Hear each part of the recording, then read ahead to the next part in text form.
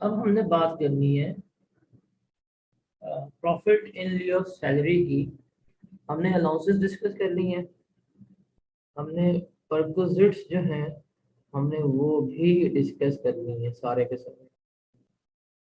अब हम चलते हैं जी profit in lieu of salary की तरफ कि वो कैसे होंगी और कैसे उनको हम क्लेम करेंगे, इनमें क्या कुछ आता है उसकी हम बात करेंगे।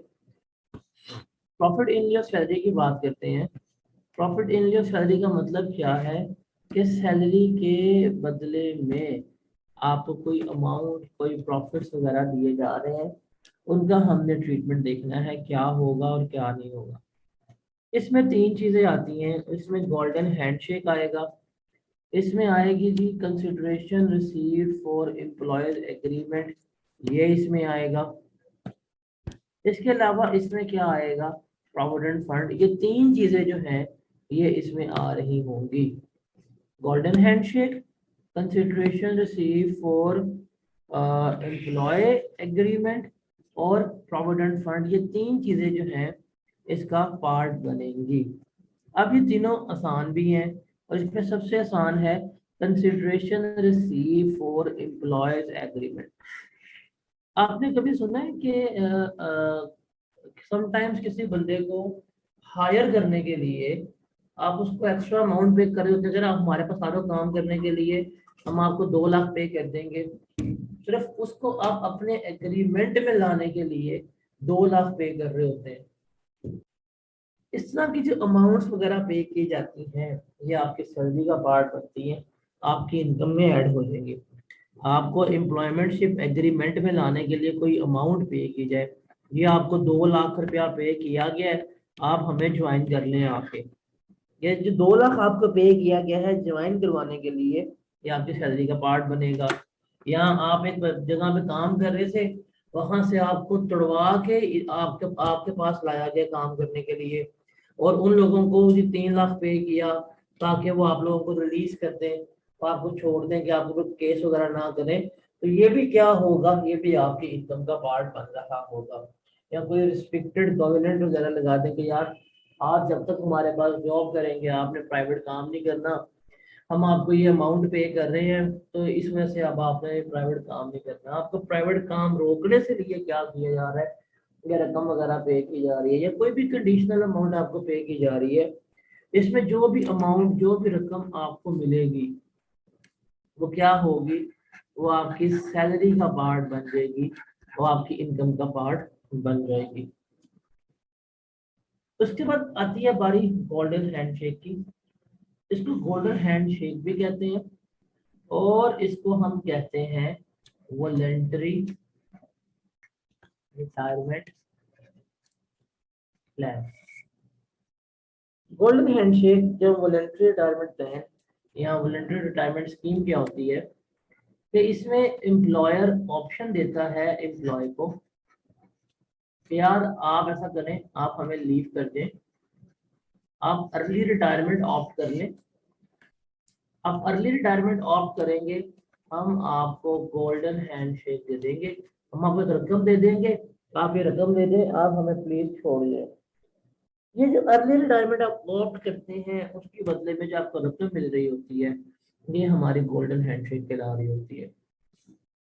इसके दो पॉसिबल ट्रीटमेंट्स हैं। या तो आप इसको अपनी सैलरी में ऐड कर देंगे, सैलरी में ऐड करके इसको नॉर्मल टैक्स रिजीम का ही पार्ट बनाएंगे, मतलब सैलरी में ऐड हुई और इसके ऊपर जो आपके नॉर्मल रेट्स लग रहे हैं आप वो रेट्स अप्लाई करेंगे और उसके मुताबिक क्या किया जाएगा, उसके मुताबिक टैक्स पे किया जा रहा होगा। दूसरा है कि आपने इसको ऐड तो किया, आपने इसको ऐड तो किया, लेकिन आप इसको एनटीआर का पार्ट नहीं बनाएंगे बल्कि आप इसको सेपरेट ब्लॉक ऑफ इनकम का पार्ट बनाएंगे। इसका मतलब क्या होगा कि गोल्डन हैंडशेक की अमाउंट पूरी सैलरी में जो गोल्डन हैंडशेक की अमाउंट होगी, इस गोल्डन हैंडशेक की अमाउंट को आप सेपरेट रेट के ऊपर टैक्स लगाएंगे, एक अलग रेट के ऊपर टैक्स लगाएंगे, और जो बाकी सैलरी होगी वो आपकी इस नॉर्मल टैक्स रेट के ऊपर टैक्स हो रही होगी। तो यहाँ पे आपके पास ऑप्शंस होते हैं, आप इसको सैलरी में ऐड करके एनटीआर का पार्ट बना लें, या आप उसको ऐड करके आप अपने सेपरेट ब्लॉक ऑफ इनकम का पार्ट बना लें। It's up to you. अगर सेपरेट ब्लॉक ऑफ इनकम का पार्ट बनाना है तो हम इसको सेपरेट टैक्स लगाएंगे, अलग रेट के मुताबिक टैक्स करेंगे। और वो सेपरेट टैक्स निकालने का फॉर्मूला क्या होगा, हम लेंगे एवरेज रेट निकालने के लिए उस बंदे की लास्ट 3 ईयर्स की टैक्स लायबिलिटी के, उसके लास्ट 3 ईयर की टैक्स लायबिलिटी क्या है वो लेंगे और उसको डिवाइड कर देंगे लास्ट 3 ईयर के टैक्सेबल इनकम से। 100 से मल्टीप्लाई करेंगे तो आपके पास एक परसेंटेज आ जाएगी, एक रेट आ जाएगा। इस रेट को पकड़ के आप इस गोल्डन हैंडशेक की अमाउंट से मल्टीप्लाई करेंगे तो आपके पास क्या आ जाएगा, आपके पास आ जाएगा कि इसके ऊपर कितना टैक्स बन रहा होता है। तो ये चीज जो है इस तरह से हम इसको लेके चल रहे होते हैं। या तो हम इसको सैलरी में ऐड कर लेंगे, या हम इसे क्या कर लेंगे, या हम इसे सेपरेट ब्लॉक का पार्ट बना लेंगे। एनटीआर का ही पार्ट बन सकता है और ये सेपरेट ब्लॉक का ही पार्ट बन सकता है। अब एक एग्जांपल लेते हैं इसकी छोटी सी। एक मिस्टर डब्ल्यू है, उसकी बेसिक सैलरी है थी 40,000 पर मंथ। उसको मेडिकल अलाउंस मिल रहा है 13,000 पर मंथ। उसको हाउस रेंट अलाउंस मिल रहा है 15,000 पर मंथ। आगे कहते हैं जी he opted for early retirement and receives ₹2 million as a golden handshake। ये इसने हमें बता दिया।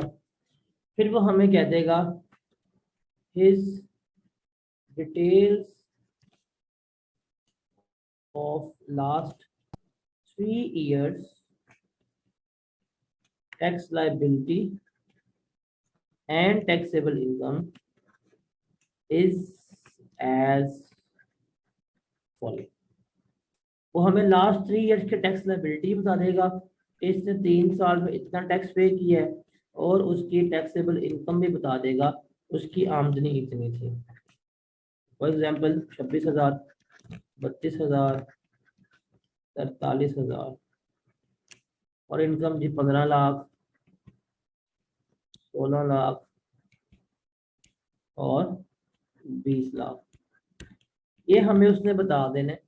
अब हमने इसको कैलकुलेट करना है ये गोल्डन हैंडशेक का ट्रीटमेंट कैसे होगा। अब हमारे पास दो ऑप्शंस हैं। पहला तो ऑप्शन 1 है कि हम गोल्डन हैंडशेक को एनटीआर का पार्ट बनाएं। ऑप्शन 1 है कि हम गोल्डन हैंडशेक को एनटीआर का पार्ट बनाएं। उसमें क्या होगा, हम उसके ले लेंगे जी बेसिक सैलरी। ये है 40,000 पर मंथ। 40 इंटू 12 करेंगे, कितनी आ जाएगी, ये आ जाएगा जी 4,80,000। हम ये सैलरी ले लेंगे इसकी। फिर इसका होगा मेडिकल अलाउंस। मेडिकल अलाउंस है 13,000 इंटू पर मंथ। ये कितना आएगा, 13 इंटू 12, 156,000। इसमें से हम लेस करेंगे 10% ऑफ, लेस करवा देंगे। वो कितना होगा जी 48,000। तो कितनी बनेगी इसकी, 1,08,000 जो है वो इनकम में ऐड हो जाएगा। उसके बाद हाउस रेंट अलाउंस है, वो होगा जी 15,000 पर मंथ। ये बन जाएगा 1,80,000। और इसको मिली है गोल्डन हैंडशेक की अमाउंट, वो जी 2 मिलियन है। हम एज इट इज ऐड कर देंगे।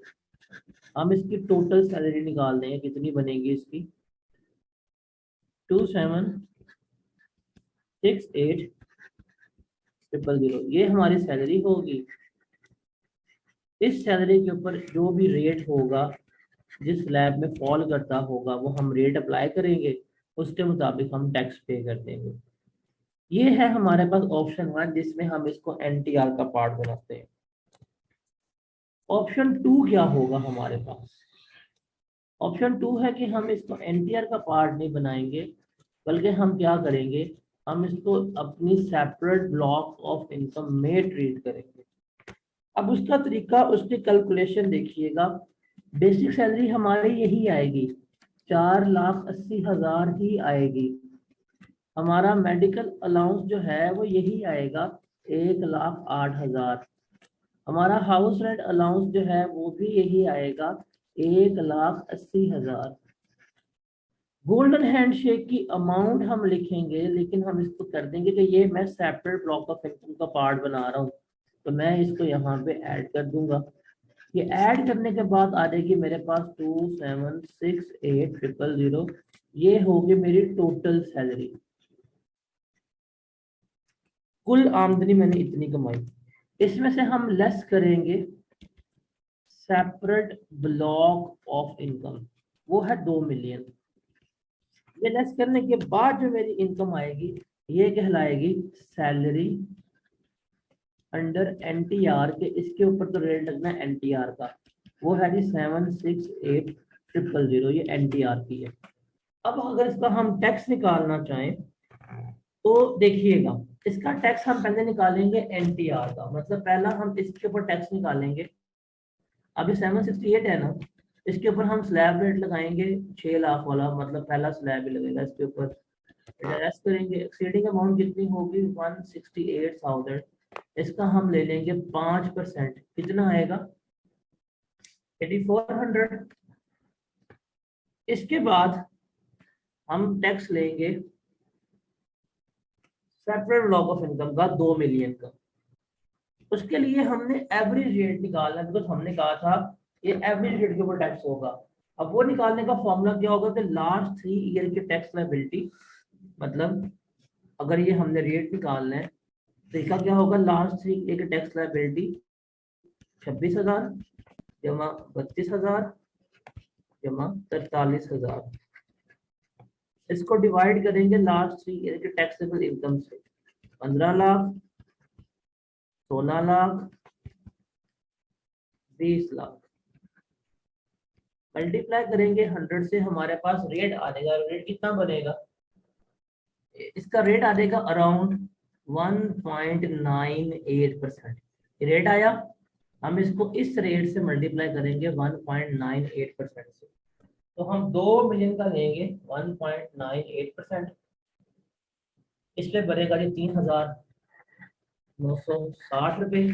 तो टोटल टैक्स जो हमारा बन जाएगा 12,360। तो इस तरह से हम क्या करेंगे, हम इसका टैक्स पे कर रहे होंगे। तो ये जो गोल्डन हैंडशेक की अमाउंट मिलती है, ये एनटीआर का भी पार्ट बन सकती है, ये सेपरेट ब्लॉक का भी पार्ट बन सकती है। तो ये हम इसको इस तरह से लेके चलेंगे। अगर एनटीआर का पार्ट बनाओगे, इनकम में ऐड किया, फिर इस इनकम के ऊपर ही जो आपके पास टैक्स रेट गिवन होंगे, रेट लगाओगे, टैक्स आ जाएगा। अगर आप इसको सेपरेट ब्लॉक का पार्ट बनाओगे तो एनटीआर की इनकम के ऊपर अलग रेट लगेगा, जैसे यहाँ पे लगा, और जो सेपरेट ब्लॉक की इनकम होगी उसके ऊपर अलग रेट लगेगा एवरेज रेट के मुताबिक, जैसे यहाँ पे लगाया। इस तरह टैक्स पे किया जाएगा। अब माइंड में क्वेश्चन आता है कि मुझे पेपर में गोल्डन हैंडशेक की सवाल आ गया है, अब मुझे कैसे पता चलेगा कि मैंने उसको एनटीआर में लेके जाना है कि मैंने उसको सेपरेट ब्लॉक में लेके जाना है, कैसे पता चलेगा? इसका बड़ा सिंपल सा जवाब है कि अगर आपको एग्जाम के अंदर, अगर आपको एग्जाम में एवरेज रेट गिवन किए गए हैं, ये गिवन कर दे मतलब लास्ट ट्री की टैक्स लायबिलिटी, या वो आपको रेट ही गिवन कर दे कैलकुलेट करके, तो बेहतर है अगर न्यूमेरिकल कर रहे हो तो फिर उसको सेपरेट ब्लॉक का पार्ट बना दीजिएगा। अगर 4 या 5 नंबर का सवाल आया हुआ है, फिर आपने एनटीआर में भी ऐड करना है, आपने सेपरेट ब्लॉक में भी ऐड करना है।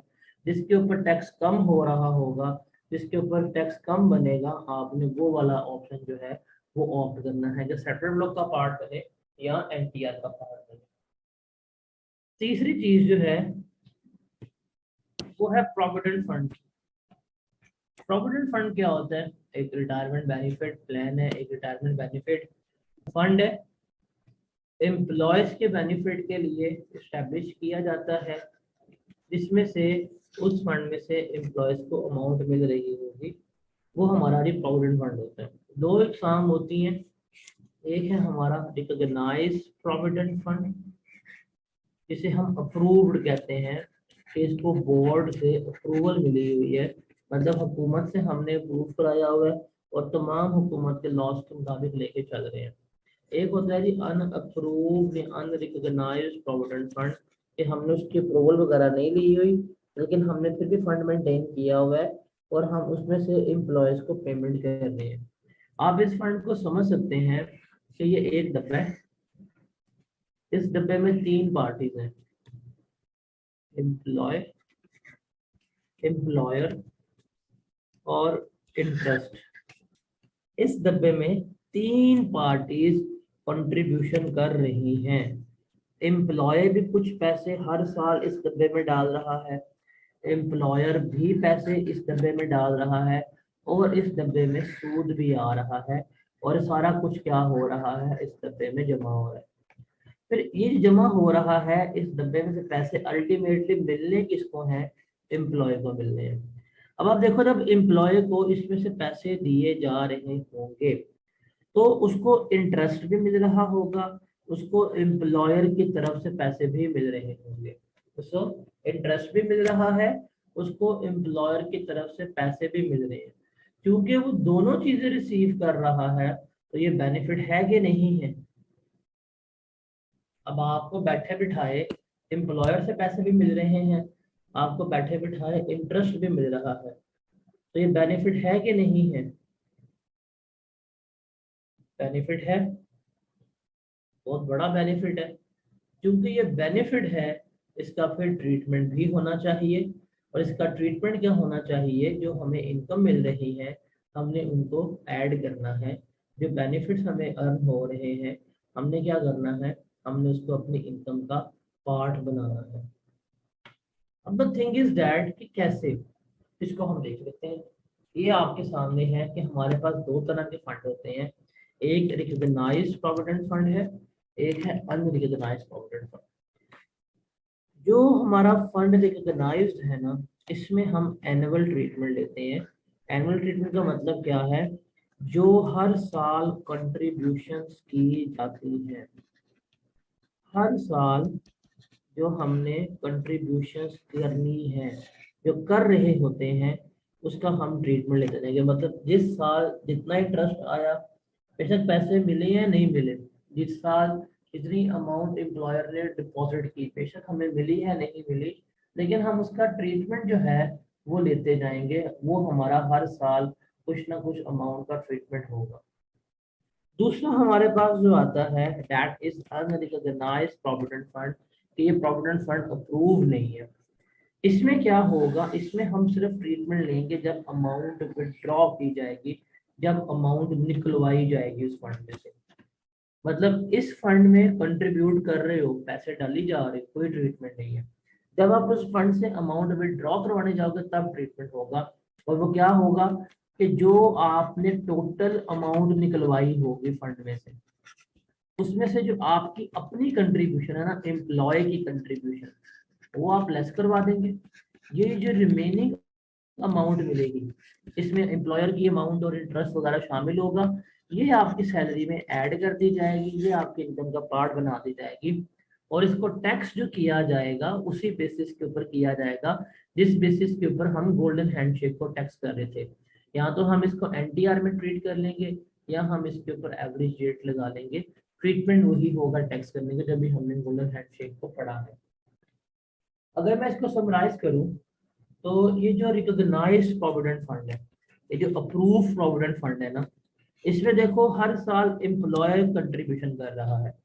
अब ये एम्प्लॉय का पैसा है, it is just like that कि मैंने आपको पैसे दिए हैं, आप वो पैसे अपनी पॉकेट में रख लो, आप अपनी शर्ट की पॉकेट में रख लो, अपने वॉलेट में रख लो या जाके बैंक में रख लो, क्या वो पैसे आपके रहेंगे? अगर आप अपने पैसों को शर्ट से उठा के पैंट की पॉकेट में रख लें या पैंट से निकाल के वॉलेट में रख लें, क्या इसका कोई बेनिफिट हुआ आपको? In the terms of monetary, in the terms of currency के बेनिफिट हुआ है? कोई फायदा हुआ? कोई चीज अर्न हुई होगी? बताओ जरा। नहीं ना।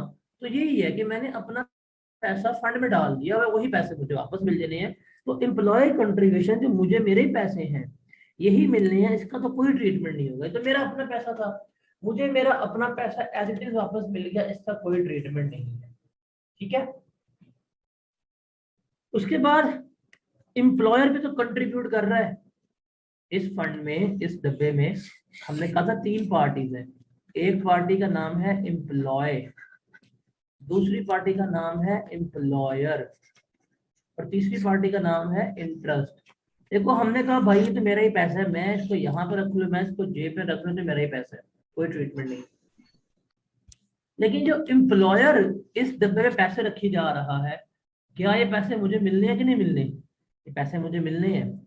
इसलिए ये जो हर साल अमाउंट डिस्ट्रीब्यूट कर रहा है, डोनेट कर रहा है, कंट्रीब्यूट कर रहा है, उसका ट्रीटमेंट ये रहेगा। कैसे?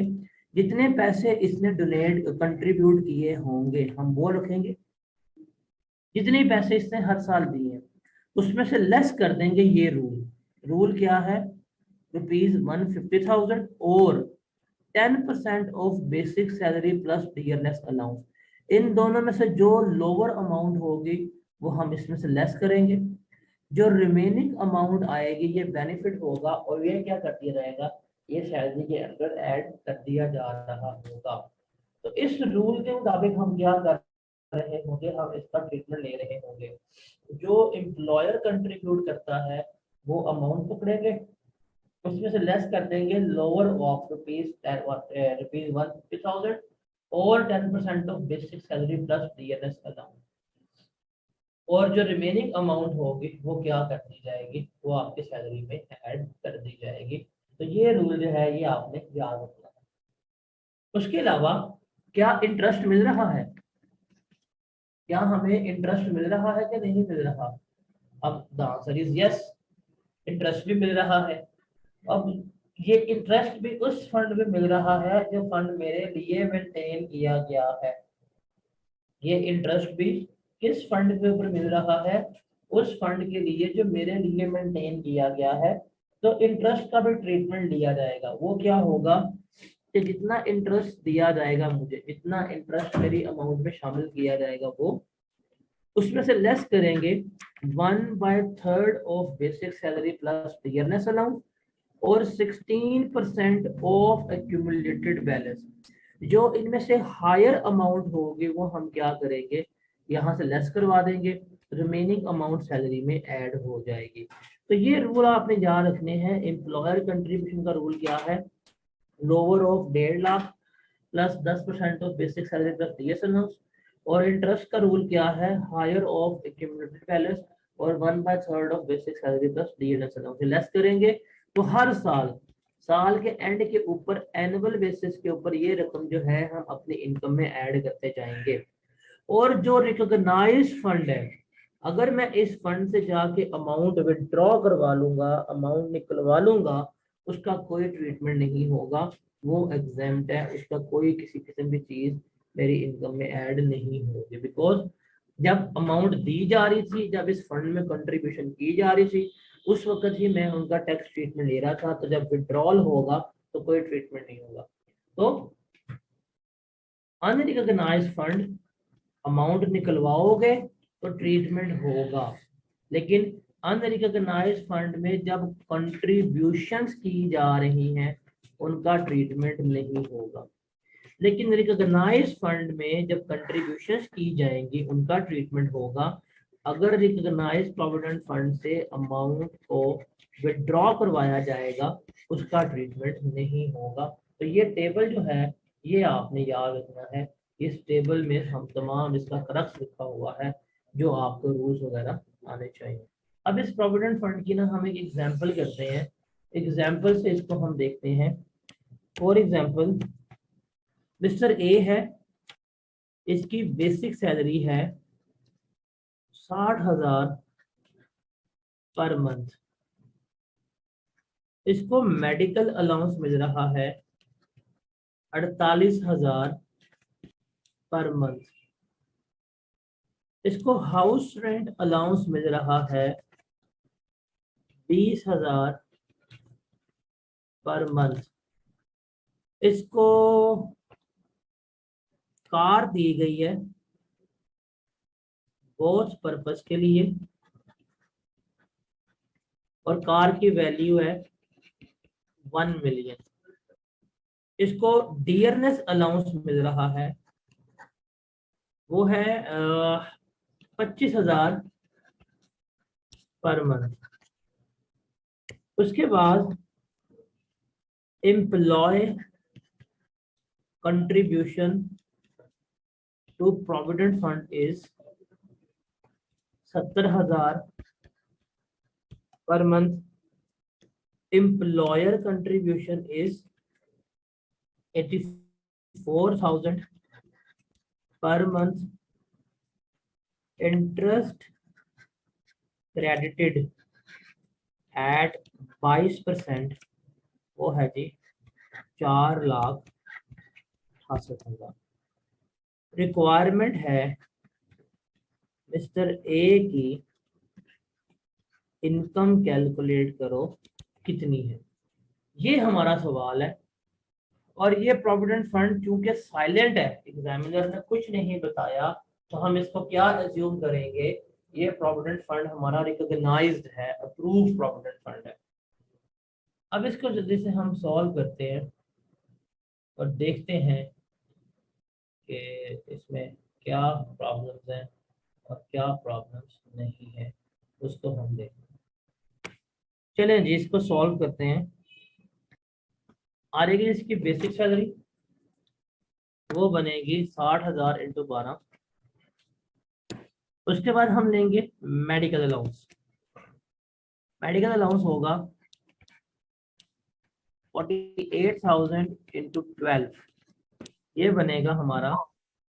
इसमें से हम लेस करेंगे 10% ऑफ बेसिक सैलरी, वो होगा 72,000। वो लेस करने के बाद हमारे पास जो अमाउंट आएगी वो कितनी हो जाएगी, 5,04,000, जो हम ऐड कर देंगे।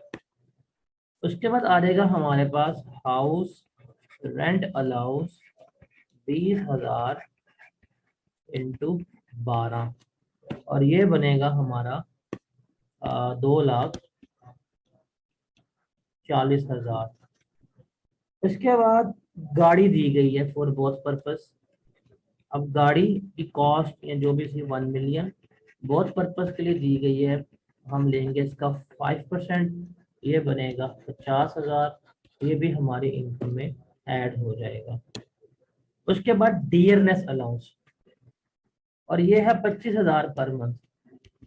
25 इंटू 12 कितना बनेगा, 3 लाख। ये भी हम क्या कर देंगे, इसमें ऐड कर देंगे। उसके बाद आ जाएगी जी एम्प्लॉय कंट्रीब्यूशन, ये एग्जाम्प्ट है, इसका कोई ट्रीटमेंट नहीं है, हमने पढ़ा है। अब हमारे पास रह गई है दो, एक एम्प्लॉयर कंट्रीब्यूशन, इसकी हम वर्किंग बना लेते हैं, और दूसरा रह गया है इंटरेस्ट क्रेडिटेड, इसकी भी हम वर्किंग बना लेते हैं। हम चलते हैं सामने, वर्किंग नंबर 1। वर्किंग नंबर 1 है जी एम्प्लॉयर कंट्रीब्यूशन। एम्प्लॉयर कंट्रीब्यूशन, अब देखो कितनी उसने अमाउंट कंट्रीब्यूट किया है, वो कंट्रीब्यूटिंग 84,000 पर मंथ। हम ले लेंगे अमाउंट 84,000 पर मंथ, तो 84,000 इंटू 12 कितना बनेगा, 1,008,000। इसमें से अब रूल है, लेस करेंगे ₹150,000 और 10% या 1/10 of basic salary plus DNS allowance. अब मेरा बेसिक सैलरी थी 7,20,000 और डीएनएस अलाउंस है 3 लाख, तो 7,20,000 प्लस 3 लाख,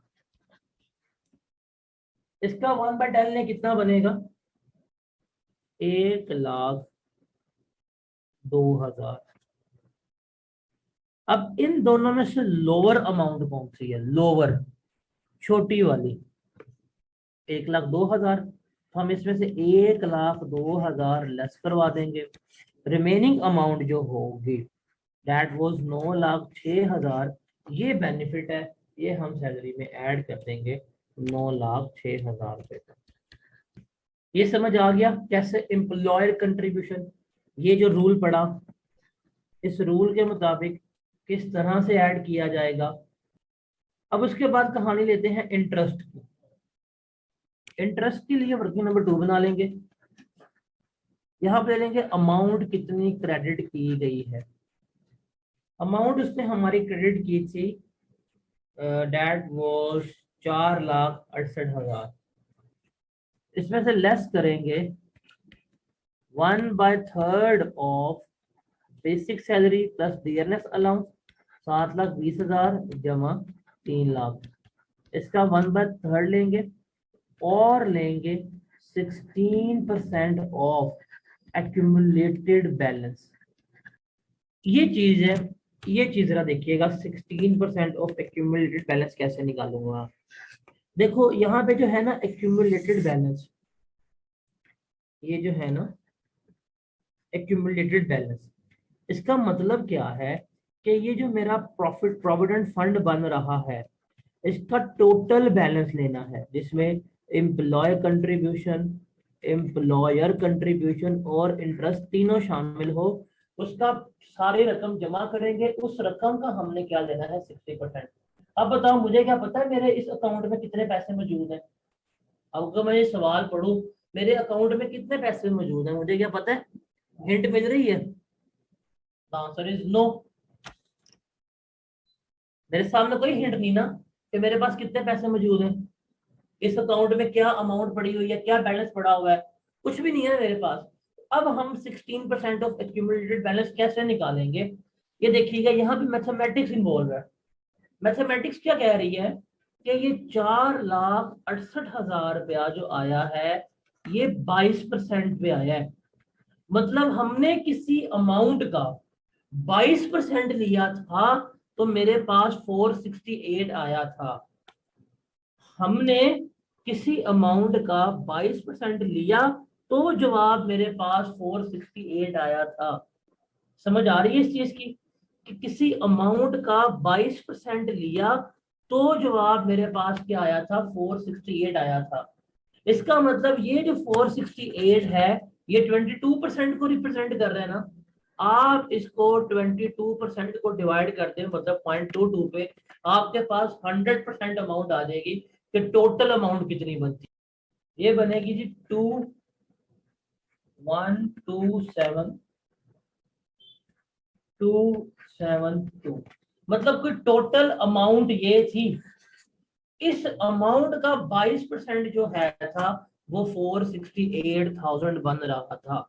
तो ये है टोटल बैलेंस, इसका 16% ले लो आपको जवाब मिल जाएगा कितना बनता है। तो 2127,272 इसका 16% ले लेंगे तो ये आ जाएगा जी 340,363 ये पकड़ लें और 720 प्लस 300 इसका ले लें 1/3 ये हो जाएगा 340। ये दोनों अमाउंट आ गई है। इनमें से हायर अमाउंट कौन सी है? हायर इंटरेस्ट में हायर लेते हैं। हायर है जी 340,363 वो लेस करवा दी हमने तो 468,000 से लेस करा दी 340,363। रिमेनिंग होगा जी 127,637। ये जो अमाउंट है ये क्या हो जाएगी हमारी इनकम में ऐड हो जाएगी। तो 127,637 ये ऐड कर देंगे। अब जमा करेंगे हमारे पास हमारी टोटल सैलरी आ जाएगी। कितनी बनेगी? ये बन जाएगी हमारी 2847,637। ये टोटल सैलरी हमारी कंसिडर हो रही होगी। तो सर ये रूल था। अब देखो इंटरेस्ट का रूल क्या था? Higher of 16% of accumulated balance और 1/3 ऑफ बेसिक सैलरी। और एम्प्लॉयर कंट्रीब्यूशन का रूल क्या था? लोअर ऑफ ₹1.5 लाख, यहाँ 1/10 10% of basic salary plus dearness allowance. और एम्प्लॉयर कंट्री उसमें कोई रूल वगैरह नहीं होता। तो इस तरह से हम इसको लेके चलते हैं। इसमें सबसे मुश्किल चीज पता क्या होती है? सबसे मुश्किल चीज है कि यहाँ पे एक्यूमुलेटेड बैलेंस को फाइंड आउट करना। ये एक्यूमुलेटेड बैलेंस को फाइंड आउट करना सबसे बड़ा अजाब है, और ये मेरे ख्याल से मुश्किल नहीं होना चाहिए। बेसिक मैथमेटिक्स है। अगर उसने बता दिया कि आपको एक अमाउंट दी गई है, वो 12% है, 15% है, 22% है, 20% है, आपको वेरी अंडरस्टूड है कि जो आपको रकम शो हो रही है ये इतने परसेंट को शो कर रही है, तो आप उसको मैथमेटिक्स को इन्वॉल्व करें, उसको डिवाइड करें, मल्टीप्लाई करें, आपके पास जवाब आ जाएगा। तो इस तरह से हमारा सारा का सारा ये वर्किंग कैलकुलेट हो रही होती है। आगे हम बात करते हैं टर्मिनल्स या टर्मिनेशन बेनिफिट्स की। खत्म, एंड हो जाना, खत्म शुद्ध मंगलपुर। अब टर्मिनेशन बेनिफिट, टर्मिनल बेनिफिट्स क्या होंगे? जॉब खत्म हो गई है, नौकरी खत्म हो गई है। नौकरी खत्म होने के बाद भी आपको उस नौकरी की वजह से बेनिफिट्स मिल रहे होंगे। आपको उस नौकरी खत्म होने की वजह से बेनिफिट मिल रहे हैं। अब आप जॉब नहीं कर रहे, आप जॉब बिल्कुल भी नहीं कर रहे, लेकिन बेनिफिट ले रहे हैं। जैसे पेंशन। पेंशन क्यों मिलती है आपको? क्योंकि आपने वहां पे जॉब की हुई थी। आपने जॉब की थी तो आपको क्या हो रही थी? आपको पेंशन मिल रही थी। अगर आप जॉब ना करते तो क्या आपको पेंशन मिलनी थी? तो आंसर इज नो। तो अब हम इन बेनिफिट्स की बात कर रहे हैं जो हमारे एम्प्लॉयमेंटशिप खत्म होने के बाद हमें मिलेंगे। जो एम्प्लॉयमेंटशिप खत्म होने के बाद रिसीव होंगे, उनके बारे में हमें तमाम चीज़ें कैलकुलेट करनी है, कैसे होती हैं और किस तरह से नहीं होती, और क्या मैटर्स हैं इसमें। ये तमाम चीज़ें जो हैं अब हम यहाँ पर डिस्कस कर रहे होंगे। अब इसमें सबसे पहले आएगा पेंशन। पेंशन जो है नॉर्मली एग्जेप्ट है। पेंशन जिसको भी रिसीव होती है, पेंशन एग्जेम्प्ट है। हमने यही पढ़ा है, पेंशन के ऊपर पाकिस्तान में टैक्स नहीं लगता। नॉर्मल रूल तो यही है कि जिसको पेंशन मिलेगी, पेंशन उसकी एग्जेम्प्ट होगी, उसका पाकिस्तान में पेंशन के ऊपर कोई किसी किस्म का टैक्स नहीं लग रहा होगा। लेकिन इसकी एक्सेप्शन है कि दो ऐसे रूल्स हैं जिसमें पेंशन जो है वो टैक्सेबल हो जाती है। कब? कि जिस बंदे को आपने छोड़ा था, आप उसी बंदे के पास जाके री एम्प्लॉयमेंट इख्तियार कर लें, या उसके एसोसिएट के पास जाके री एम्प्लॉयमेंट इख्तियार कर लें। मतलब जिसको छोड़ा, जिससे पेंशन ले रहे थे, वापस उसके पास नौकरी इख्तियार कर ली। अगर ये सीन है तो पेंशन एग्जाम्प्ट नहीं होगी, पेंशन टैक्सेबल हो जाएगी। उसके अलावा अगर आपको एक से ज्यादा पेंशन मिलना शुरू हो जाए, दो पेंशनें मिल रही हैं, तो उसमें से जो हायर पेंशन होगी, जो ज्यादा रकम वाली पेंशन होगी, वो एग्जाम्प्ट हो जाएगी। जो लोअर पेंशन होगी, जो सस्ती पेंशन होगी, वो क्या हो जाएगी? वो टैक्सेबल हो जाएगी। तो ये पेंशन का रूल है। लेकिन अगर आपकी एज 60 साल से अबव है, फिर आपकी पेंशन हमेशा एग्जेम्प्ट रहेगी, वो कभी भी टैक्सेबल नहीं हो सकती। चाहे दो पेंशन ले लो, चाहे तीन पेंशन ले लो, चाहे चार पेंशन ले लो, चाहे री एम्प्लॉयमेंट कर लो, फिर आपकी पेंशन जो है वो एग्जेम्प्ट ही रहेगी अगर आपकी उम्र 60 साल से ज्यादा है। तो देखो, ये है हमारे पास नॉर्मल रूल। कि नॉर्मल रूल के मुताबिक क्या है, हमारी पेंशन एग्जेम्प्ट है। ये इस रूल की एक्सेप्शन थी कि इन दो सिनेरियोज में पेंशन टैक्सेबल होती है। और ये हमारा फिर गोल्डन रूल आ गया कि अगर 60 साल से ऊपर हो तो पेंशन हमेशा ही एग्जाम्प्ट रहेगी, वो कभी भी टैक्सेबल नहीं होगी। उसके बाद हम सेकंड बात करते हैं ग्रेचुटी। ग्रेचुटी भी क्या है? ग्रेचुटी भी रिटायरमेंट बेनिफिट प्लान है। आप रिटायर हो गए हो, आपको अब अमाउंट पे की जा रही है। ग्रेचुटी का अगर आप मतलब लेना, ग्रेचुटी की वर्ड जो है वो ग्रेचुट्यूड से निकला है कि आप शुक्र कर रहे हैं, आप तशक्कुर अदा कर रहे हैं। मतलब एक बंदा ऐसा है कि उसने आपके आपकी कंपनी में अपनी लाइफ लगाई, अपना टेन्योर पूरा किया, जॉब की, अब वो रिटायर हो गया है, उसकी उम्र पूरी हो गई है, तो वो छोड़ के जा रहा है, तो आप उसके सर्विसेज के अमाउंट पे क्या कर रहे हैं, आप उसको ये अमाउंट पे कर रहे हैं, एक ग्रेचुटी कहला रही है। गोल्डन हैंडशेक और ग्रेचुटी में एक बहुत बुनियादी फर्क है। गोल्डन हैंडशेक में आप वॉलेंट्री रिटायरमेंट ले रहे हैं, आप खुद कह रहे हैं भाई मैं कम नहीं करना, मैं छोड़ के जा रहा हूँ, पैसे दे दो मुझे। इसमें क्या है, इसमें आपका टेन्योर, आपकी लाइफ पूरी हो गई है, आप लाइफ पूरी करने के बाद जा रहे हैं, तो ये क्या है, ये आपकी ग्रेचुटी से लाएंगे। इसमें याद रखना कि जो गवर्नमेंट एम्प्लॉयज को ग्रेचुटी मिलती है, जो गवर्नमेंट एम्प्लॉयज को, सरकारी मुलाजमिन को ग्रेचुटी मिलती है, वो टोटली एग्जाम्प्ट है, उसके ऊपर कोई किसी किस्म का टैक्स चार्ज नहीं होता। उसके अलावा अगर आपको अप्रूव्ड फंड से, अप्रूव्ड ग्रेचुटी फंड से ग्रेचुटी मिलती है, वो टोटली एग्जाम्प्ट है, उसका भी कोई ट्रीटमेंट नहीं है, nothing will be added in your salary. अगर आपको ग्रेचुटी अप्रूव्ड स्कीम से मिलती है तो वो 3 लाख तक एग्जाम्प्ट होगी, मतलब अगर आपको ग्रेचुटी की अमाउंट पे की गई है वो स्कीम के जरिए, आपको ग्रेचुटी रिसीव हुई 7 लाख थ्रू अप्रूव्ड स्कीम, तो इसमें से 3 लाख तक की अमाउंट जो है वो आपकी एग्जाम्प्ट होगी। जो रिमेनिंग 4 लाख होगा ये क्या हो जाएगा, ये आपकी इनकम फ्रॉम सैलरी में ऐड कर दिया जाएगा। और अगर आपको अनअप्रूव ग्रेचुटी मिलती है, मतलब ग्रेचुटी अप्रूव कोई नहीं थी बट दे दी है, उसका ट्रीटमेंट क्या होगा, जो आपको अमाउंट मिलेगी, जैसे 7 लाख आपको अमाउंट मिली, वो लेंगे, लोअर ऑफ 75,000 और 50% ऑफ अमाउंट रिसीव, मतलब इस अमाउंट का 50% जो बनेगा 3.5 लाख। इसमें से जो लोअर अमाउंट होगी वो 75,000 ही है, वो हम लेस करवा देंगे। ये 6,25,000 जो है ये क्या हो जाएगी, आपकी इनकम में ऐड हो जाएगी। तो ये अनअप्रूव्ड ग्रेचुटी का असूल है कि अगर आपको अनअप्रूव्ड ग्रेचुटी मिल रही है तो जो अमाउंट मिलेगी वो अमाउंट, उसमें से ये रूल्स, ये लिमिट्स आप लेस करवाएंगे, जो रिमेनिंग अमाउंट होगी वो क्या कर दी जाएगी, वो आपकी सैलरी का पार्ट बना दी जाएगी। अगर ये पॉइंट आपको समझ आ गया ना, तो अब मैं आपको इसकी एक्सेप्शंस बताता हूँ। ये एग्जेम्पशन है, ये एग्जेम्प्ट है। देखो आपको 7 लाख मिल रहा है ना, अगर आपको 7 लाख मिल रहा है तो इस 7 लाख में से इस रूल के मुताबिक हमने ये अमाउंट एग्जेम्प्ट की है। अब एक्सेप्शन देखेंगे कि किन सिनेरियोज में ये रूल अप्लाई नहीं होगा। मतलब क्या हुआ कि अगर हमें 7 लाख मिला तो 7 लाख का 7 लाख क्या किया जाएगा, आपकी इनकम में ऐड कर दिया जाएगा, कोई 1 रुपया भी इसमें से माफ नहीं किया जाएगा। वो कब है कि अगर आप अनअप्रूव ग्रेचुटी किसी नॉन रेजिडेंट को दे रहे हैं तब भी एग्जाम्प्ट है।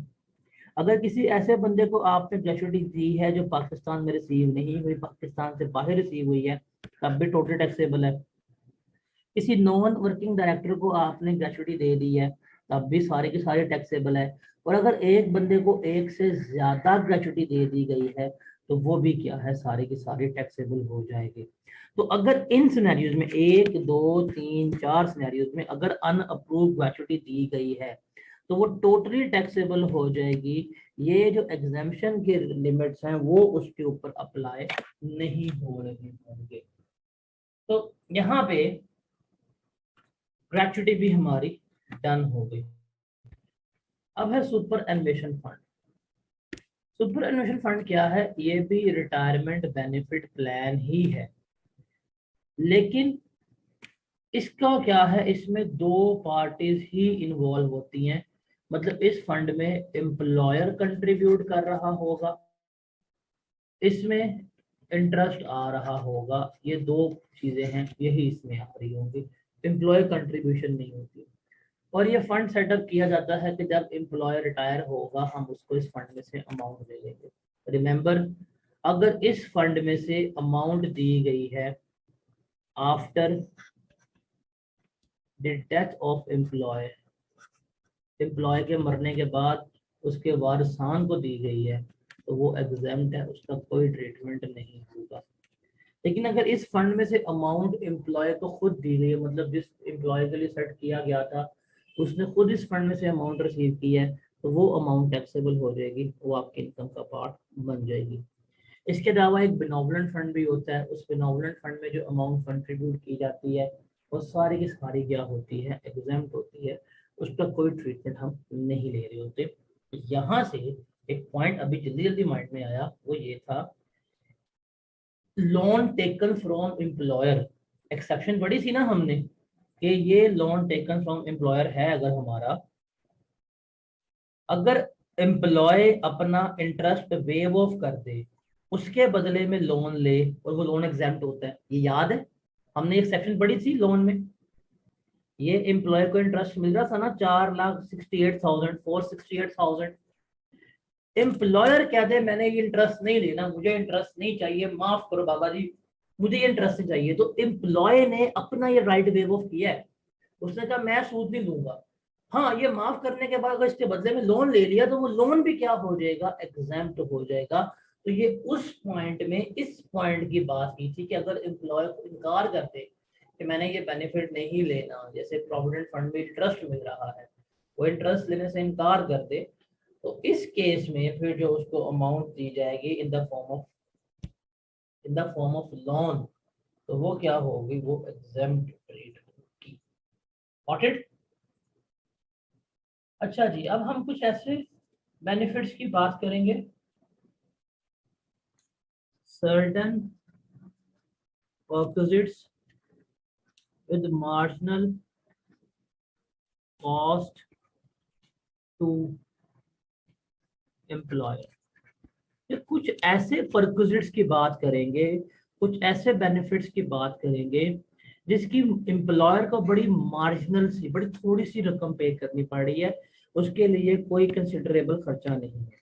अब इसमें तीन चीजें आती हैं, फ्री और subsidised food provided to employ by his employer, और जो एम्प्लॉयर है वो होटल या रेस्टोरेंट है। उसके अलावा फ्री और subsidise medical treatment provided to employ by his employer, और इसमें जो एम्प्लॉयर है वो हॉस्पिटल या क्लिनिक है। और तीसरा है जी फ्री और subsidise education provided to employ by his employer, और यहाँ पे उसका जो एम्प्लॉयर है वो एजुकेशनल इंस्टीट्यूट है। अब देखो, एक होटल है, एक होटल है, आप वहां पे काम कर रहे हो, आप एक होटल में काम कर रहे हो, आप उस होटल में मुलाजिम हो। अगर वो होटल वाला आपको एक प्लेट बिरयानी की खिला दे ड्यूरिंग ऑफिस आवर्स, क्या उसकी उस एक प्लेट बिरयानी के ऊपर एक्स्ट्रा कॉस्ट आई होगी? आप एक हॉस्पिटल में जॉब कर रहे हैं, आप बीमार हो गए हैं, आप उसी डॉक्टर के पास गए जिसके पास जॉब कर रहे हैं, और उसने आपको चेकअप करके दवाई लिख के दे दी है, क्या उस आपके चेकअप के ऊपर उसकी कोई एक्स्ट्रा कॉस्ट हुई होगी डॉक्टर की या हॉस्पिटल वालों की? आप एक स्कूल में पढ़ा रहे हैं और आपके ही बच्चे को आपके स्कूल वाले फ्री में कहते हैं पढ़ ले, क्या आपके बच्चे को फ्री में पढ़ाने के लिए क्या उनकी कोई एक्स्ट्रा कॉस्ट इनकर हुई होगी, जब बहुत ज्यादा कॉस्ट इनकर हुई होगी? नहीं। तो सर ये तीन सिनेरियोज हैं जिसमें अगर आप किसी होटल या रेस्टोरेंट में जॉब कर रहे हैं और आपका एम्प्लॉयर आपको ड्यूटी और में मुफ्त में खाना खिला दे या सस्ता खाना खिला दे, उससे कोई इतनी एक्स्ट्रा कॉस्ट इनकर नहीं हुई होती। अब चूंकि इसकी इतनी एक्स्ट्रा कॉस्ट इनकर नहीं हुई होती, तो इसलिए ये एग्जाम्प्ट है, जो आपको फ्री में खाना खिलाया जाएगा। इन एडिशन टू डैट, अगर आप किसी हॉस्पिटल में जॉब कर रहे हैं और आपको फ्री में आपका इलाज कर दिया गया है, तो कोई एक्स्ट्रा कॉस्ट इनकर नहीं हुई है, ये फ्री में इलाज कर दिया गया, बेनिफिट है, एम्प्लॉयर ने बेनिफिट दिया है। लेकिन चूंकि आप काम ही उस हॉस्पिटल में कर रहे थे, आप काम ही उस डॉक्टर के पास कर रहे थे, तो एग्जाम्प्ट है। आप किसी एजुकेशनल इंस्टीट्यूट में पढ़ा रहे हैं और आपके बच्चे को फ्री में उस स्कूल में पढ़ा दिया गया है या सस्ता पढ़ा दिया गया है, कम फीस ले लिया, तो कोई आपको बेनिफिट तो है, बट इस बेनिफिट पे एम्प्लॉयर की कोई एक्स्ट्रा कॉस्ट इनकर नहीं हो रही, बड़ी थोड़ी सी कॉस्ट होगी या बड़ी नेग्लिजिबल सी होगी। तो इन तीन सिनेरियोज में जो आपको बेनिफिट्स मिल रहे होंगे, बेनिफिट्स तो हैं लेकिन एग्जाम्प्ट है। लेकिन ये तीन सिनेरियोज कौन से हैं? होटल आपका एम्प्लॉयर होगा, वहां जॉब करेंगे। हॉस्पिटल आपका एम्प्लॉयर होगा, वहां जॉब करेंगे। एजुकेशन इंस्टीट्यूट आपका एम्प्लॉयर होगा, वहां जॉब करेंगे। सो दैट्स वाई ये क्या ट्रीट होंगे, एग्जेम्प्ट होंगे। इसके अलावा एफबीआर अगर किसी भी चीज को नोटिफाई कर दे कि ये चीज अगर प्रोवाइड करना एग्जेम्प्ट है, तो वो एग्जेम्प्ट है। जैसे ड्यूटी आवर्स में अगर आपको चाय पिला दी जाती है, तो एफबीआर ने कह दिया कि चाय पिलाना एग्जेम्प्ट है, इसका ट्रीटमेंट नहीं लेंगे, तो इसका फिर ट्रीटमेंट हम नहीं ले रहे हैं।